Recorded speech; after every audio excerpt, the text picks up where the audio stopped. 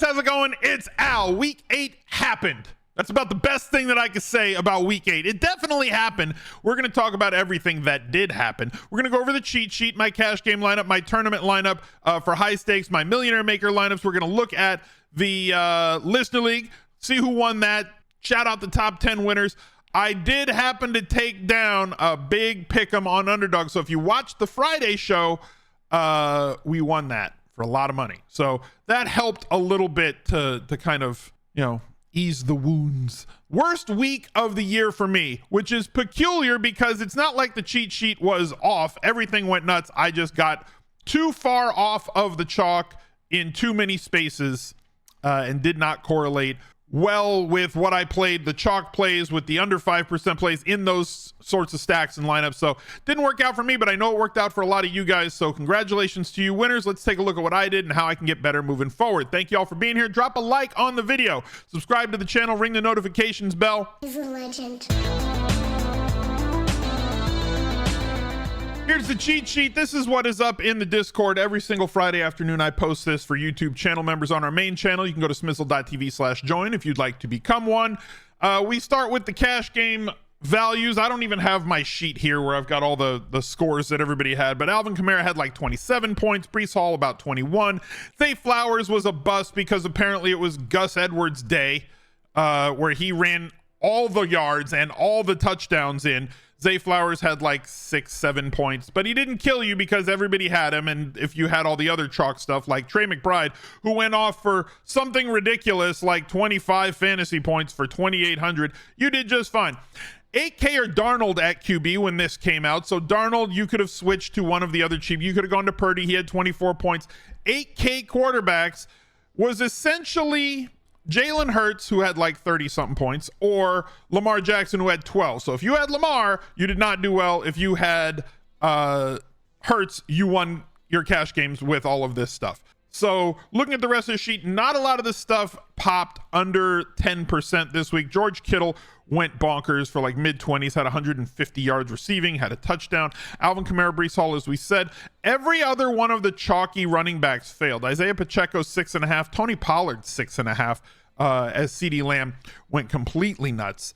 All the alpha receivers kind of went nuts yesterday. So if you had them or doubled them up, you went fine in tournaments. It was just a matter of, did you wrap the chalk around them? Because apparently it's 2023 and fading the chalk is dumb. So Jamar Chase, monster day, had a touchdown, mid-20s in points for him. AJ Brown, 35-ish points for him. George Pickens had a tremendous touchdown, but only scored 9.5. Michael Gallup missed. Very few targets for him in a game where Dak Prescott went nuts. Everything was about CeeDee Lamb, as we hoped that it would be. Trey McBride went nuts. Evan Engram did really, really well. TJ Hawkinson, 25 points for him. Jonnu Smith, only 1 catch. Dalton Schultz, really disappointing day, but that was a really ugly and disappointing game. The high ceiling GPP stacks went nuts. As I said, Dak to Ferguson and CeeDee Lamb, bonkers. Waddle and Hill with Tua, great. Jalen Hurts, apparently Washington has got the sauce when it comes to how to attack this Philadelphia Eagles. Every DC and every OC right now is studying tape of those two games that Washington has played against the Eagles, as this is the way that you challenge them. Washington just doesn't have a talented enough team, I guess, to get over the hump against them, but Hurts pushed him to a 30-plus point day after 27 the first time they played each other. AJ Brown is ridiculous. And big day for Devontae Smith as well. Burrow had a big day. Chase did well. Tyler Boyd had a touchdown, and then Yoshi had one as well. The Baltimore Ravens, big disappointment. Budget GPP stacks, I said it was fine to open up and includes Christian McCaffrey, which would have gotten you off of one of these guys, hopefully, as he was a lower percentage owned play on that day. If you had Ayuk, he was fine. If you had Kittle, he was great.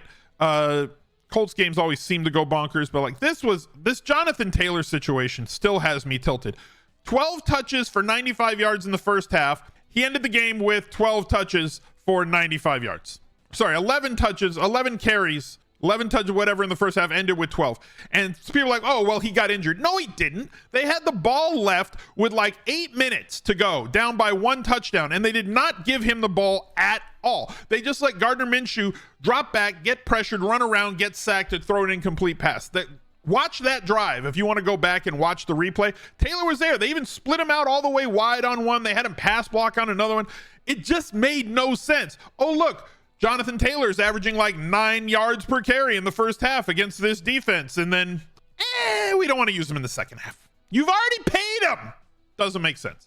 Let's go look at my cash game lineup. As I said, the mistake was made when I switched off of Jalen Hurts. And you'll see I have proof that I switched off because I basically built that pick'em on the Friday show around my cash game lineup. Kamara smashed. He's got too much usage to fail, right? He got there on touchdowns this week. Did not have like the 15 catches or anything else. Breece Hall got a little bit lucky with this one. Not very much production from him. He had like 17 rushing yards on like 15 carries, 76 receiving yards, 50 of them coming in one. He did have 6 catches. That offense was terrible. As you can see in high stakes, he was 95% owned in 50-50s. This is a 50-50, $250 double up. Had to finish in the top 50, but this lineup is fine. Kendrick Bourne was the last man into this lineup. He ended up blowing his ACL.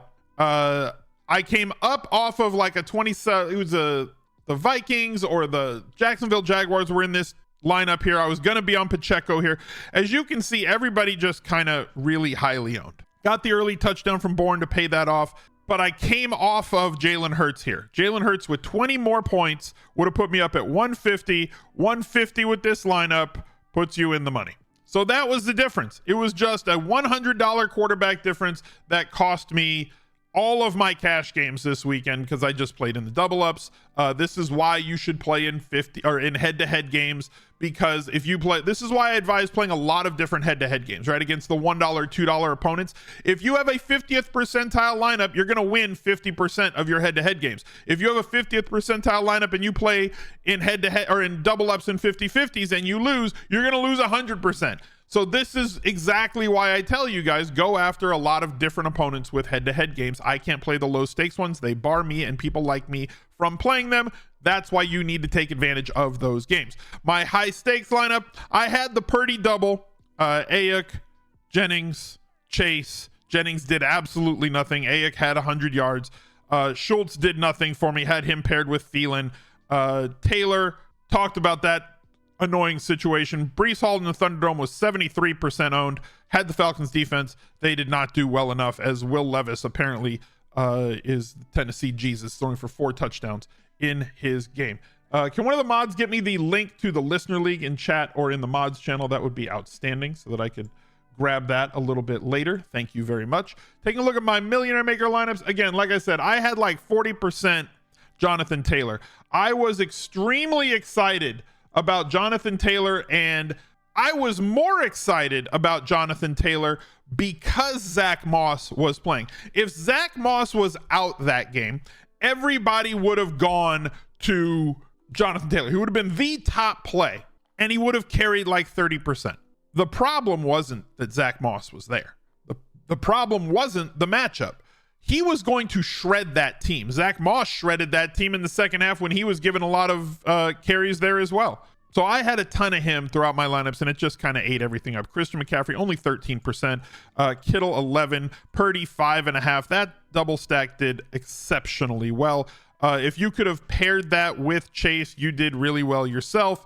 Nothing really much else. Downs did good. Again, 14.5 points for him. Dell did really poorly. Seahawks defense, 10 points. This lineup also a Purdy double. This lineup also a Purdy double. And as you can see here, Jonathan Taylor, 12% owned. He would have been about 30 if Zach Moss was out at inactives. This was the proof of my cash game lineup. This was it right here. Okay. This was the proof. Alvin Kamara, Jamar Chase, Trey McBride, Jalen Hurts, Breece Hall. This was the cash game lineup. And then I think I had like Gallup in there. Wouldn't have mattered, right? 4K guy or the 3K guy really wouldn't have mattered. Sprinkle in these other guys. This was super easy. Didn't matter if you had Pacheco because Pollard failed. There wasn't a separation with any of that. So my cash game lineup was set up to win. It would have salvaged the day. It didn't. Luckily, this brought back $2,000 for the $100 5 picks for up to $2,000. So this was a big win for me, and we're going to do marbles for $100 up top. Let's take a look at the Listener League. I don't even know who won. Zim54. Congratulations to him. Had a Dak Prescott, CD Lamb.